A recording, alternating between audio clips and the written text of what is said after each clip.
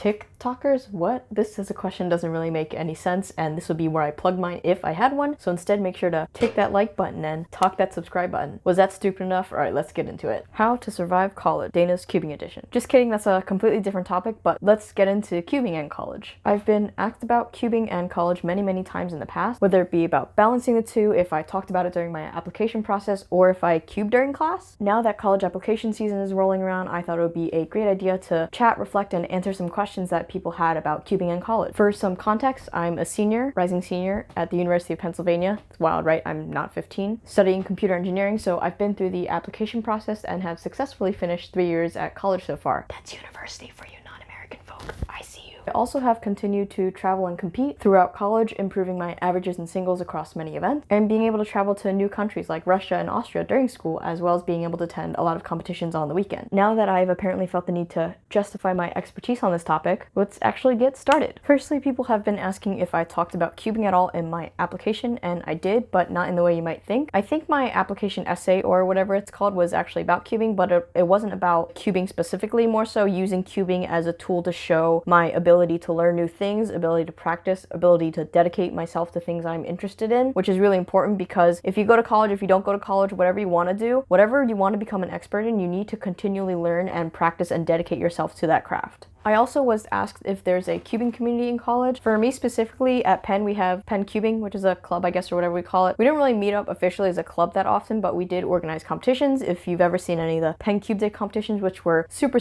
fun to organize, and it was great to see a lot of people and meet new people at them. This may not be the case at every college, but I think most of them have some sort of cube club that you can get involved in, and if not, you can honestly start your own and meet new friends, gain new experiences, and things like that. And also, you should organize competitions at your college. It's a really fun organizing experience, though a bit stressful, and a really fun competing experience, especially when you're able to walk 3 blocks to your competition instead of drive 3 hours. Definitely better. Another thing that people asked about is, are there ever times like where you don't have enough time to practice, or in general, how do you stay consistent and get better and faster in college? I don't want to say definitively, but for most people there still is time for you to improve and get faster if you want to. But I also will say that there are definitely days where, and maybe even weeks of periods where I didn't really practice. This mostly came around exam season, final seasons, or if big events were happening for clubs that I needed to be a part of. But in general, I think in college, you are super independent, so you're in control of your time. So you choose where your time goes. So if you want to allocate time towards cubing and getting faster, that's up to you. And if you want to spend more time on academics and sort of lay back on cubing, which is what a lot of people do, that also works. For me personally, I really liked cubing and I was getting faster, and I made my practice more directed because I'll probably talk about it in a little bit, but in high school, I think a lot of my practice was sort of mindless, where I would cube for 1 hour and sort of not have anything in mind for as to what I was practicing. I wasn't learning new algs. I wasn't trying to improve my look ahead or whatever. But in college, more of my practice sessions were targeted, and I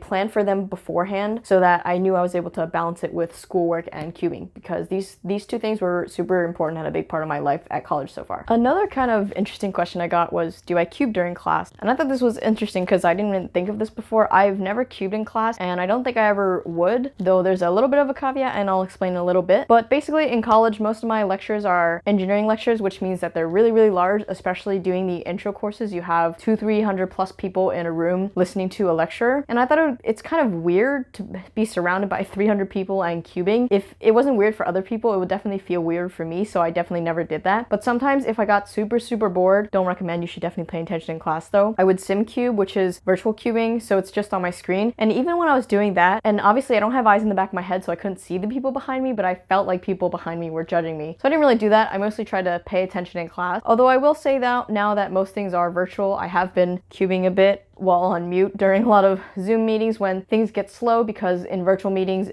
can get slower because there's so many people and it's not as easy to have multiple people talk at once or multiple side conversations. So yeah, in general, I think in person, cubing in class is kind of weird because you're surrounded by so many people, and I personally would feel weird about it. But if that's your thing, feel free and go ahead. And honestly, in a large lecture hall with 300 people, the professor really is not going to care what you're doing unless you're being super loud and raucous. But overall, if you want to, sure, but you should probably pay attention in class. Another thing that a lot of people people asked about, and I sort of lumped these two topics together, is balancing cubing in college, which I thought goes along the lines of time management as well in college. One thing that really helped for me is that I'm really close to home, so I was able to drive to competitions on the weekend. I would come home on Friday night and leave Saturday for the competition, which is really nice. But overall, I attribute to better time management, and this was sort of something I had to learn, and I definitely struggled with my first bit in college. For reference, most semesters I take a pretty rigorous course load. I also TA a class, and I'm in multiple clubs and organizations. So for me, it's just prioritizing what is most important to me and making sure those things get done before I watch TV, go out with friends, and things like that. This is definitely different from what I did in high school. To be completely honest, I probably didn't put as much effort into high school as I should have, and I would watch TV before cubing, or sometimes when I would really procrastinate, I would watch TV before finishing my work, which obviously is a terrible idea. I don't really do that as much anymore. You do have some freedom in high school, but in college you're usually completely on your own. For me, at the very beginning, it came in the form of planning when I was going to practice. So I would say the day before, like, okay, I have class, and then after class I'm gonna practice for 30 minutes and then go back to schoolwork and whatever, plan for the rest of the day. That way, by laying out my day, I was able to see all of my priorities sort of slotted in, and if I had extra time I would cube, or if a competition was coming up, I would sort of prioritize cubing a little more. If I had some lesser homework assignments, I might cube before getting those done. Overall, it's developing better time management skills, and I think this comes through trial and error. I definitely struggled a bit my first semester freshman year. I was cubing a lot and also not being as productive as I should have in terms of school, so there were some sleepless nights and things like that, but over time I think I've gotten better at prioritizing exactly what I need to get done at this exact moment and how can I get that done so that I can cube and go to competition. But yeah, overall, kind of boring solution, but really you just need good time management so that you can prioritize what is important to you. I also got asked about if I have friends who cube and what do my friends think of me cubing. I do have friends who cube, namely, again, as I mentioned before, the Penn Cube Club, where I've met a couple new people and people I'd known before. We've been pretty good friends, so I do have friends who cube, and also I have a couple friends who sort of cube passively, like they know how to solve it, which I think is really cool. In terms of what they think, I think they probably think it's kind of cool. I don't really try to talk about it too much, though most of the time I usually have a cube in my bag, and if people ask, I'll bring it out and solve it, and they're kind of like, whoa, that's really cool. So I think people think it's cool, but I don't really sort of shove it in their face all the time, I guess. So yeah, it's definitely a big part of my life, going to comps and stuff, but I don't really talk about it too much normally. Another thing someone asked that I thought was really interesting and sort of made me smile as I was thinking of my response to it is the funniest mom experience. Firstly, I thought it was interesting that they asked that it was a mom experience, as if I don't have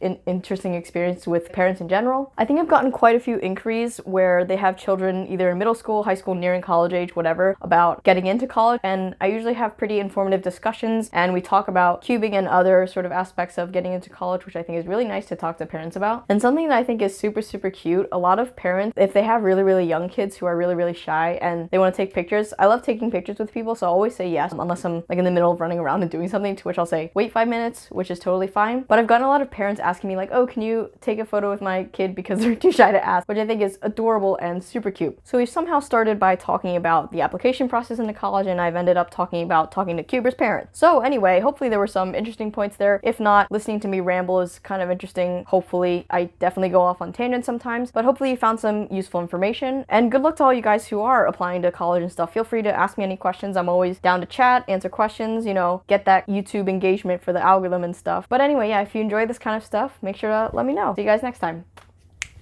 Hope you enjoyed the video. If you did, make sure to like me on Facebook, follow me on Instagram, and subscribe for the latest content.